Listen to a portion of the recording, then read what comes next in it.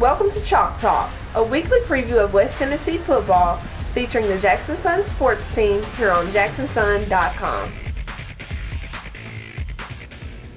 Hi everybody, welcome to the Week 6 edition of the High School Football Chalk Talk, the out of Jackson version, kind of the rural West Tennessee version, if you will. My name is Craig Thomas, sports editor and high school football beat writer Brandon Shields.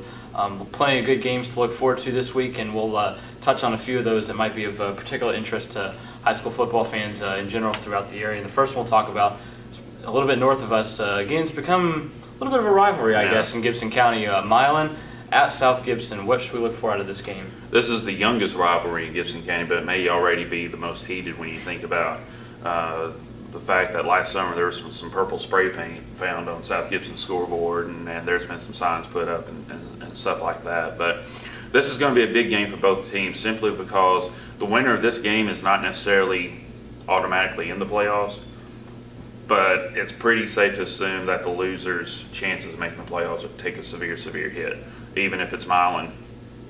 If they're coming in at 3-3, if they lose, they're 3-4. Still got a chance of finishing 6-4. But when you got Dyersburg and Huntington as two of the teams that they still got left to play, that 6-4 looks a whole lot harder to get if they come in with only 3 wins, and they should get that win in Week 10 against Sylvine County. And then South Gibson, they're coming in at 1-4.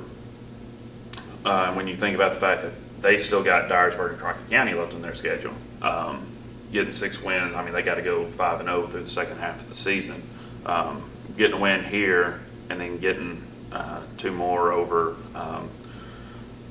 Northside, I know is one of their non-district games, and they're in USJ is the other one next week.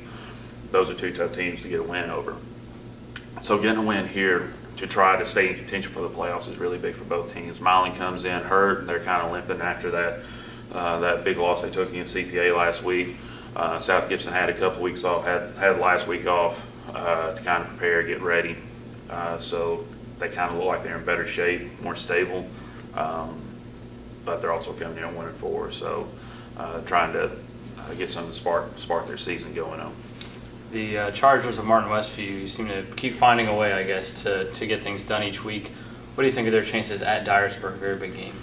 I think they got a good chance. I mean, the teams that they've beaten so far, Huntington and the comeback win over Milan, who else have they beaten? The way they dominated Dresden. Mm-hmm. They played, except for that dominating win over Dresden where they scored 3 touchdowns and just before halftime in week 0. Ever since then, they've almost been just good enough to win each game. And if they're just good enough to beat Dyersburg, it's going to set up a really big game in Week 10, the District 13 AA Championship, essentially between Crockett County and Westview, because both teams should win their Week 8 district games. But Westview's got a good passing team. They're not as big as Dyersburg. They don't have as much depth on the line as Dyersburg does, so that could be a problem for them. And Dyersburg's going to have the motivation of trying to stay in contention for the district championship. If they get a win over Westview, and then all 3 teams win in Week 8, and then Westview beats Crockett, that would create a 3-way tie for first. And so Dyersburg's just trying to stay in contention there. Absolutely. Brewston and McKenzie, what should we look for there? There's going to be, whoever wins this game is going to get a big win. McKenzie would be getting their 5th win in a row, which they went 5-5 last year and barely missed the playoffs. So they'd have their 5th win in a row with 3 games left to play to try to get the 6th win. That would probably put them in the playoffs. Brewston is also coming in at 4-2. But those 2 losses are in district. If Brewston, I know Brewston coach Jamie Williams really felt like coming into the season they could compete in the district. They hadn't shown that yet because they lost 26-13 to Dresden. And then in Week 2, they lost 41-0 to Huntington. So they want to show that they can compete in this district. And if they can compete in this district, they can compete in the playoffs and possibly make a run depending on their draw. So if McKenzie gets that 5th win or Brewston proves that they can compete in the district, it's going to be a big win for either one. All right, Scottsdale started the year 3-0, got a lot of people's attention. The honeymoon period kind of ended there for a little bit, but they'll be back they'll be at Riverside, pretty 2 teams are real close to each other. What do you think might happen there? Well, Riverside's coming in with two wins. Yes, 2 wins. Scottsdale's coming in with 3 wins. Of those 5 wins, none of those wins are particularly Impressive. Impressive, thank you. Scottsdale's losses are to TCA and Brewston. Riverside's losses are to Lexington and Adamsville and Wayne County.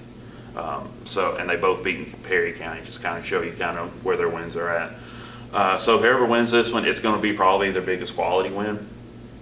And, Riverside's they've never lost to Scottsdale. Some of the games have been close a couple years back. Last year they dominated to a 39-0 win. That's not going to happen this year, or I'll be shocked if it happens. Because Scottsdale's got a bigger line and a better run game, obviously. So looking for a competitive matchup, and we could see this game between two close neighbors really turn into a big rivalry for the next few years. Cool, sounds fun. Camden will be at Hickman County. What should we look for there? Both of these teams are undefeated in district play. Hickman is still undefeated overall, whereas Camden's going off the first loss last week against Huntington.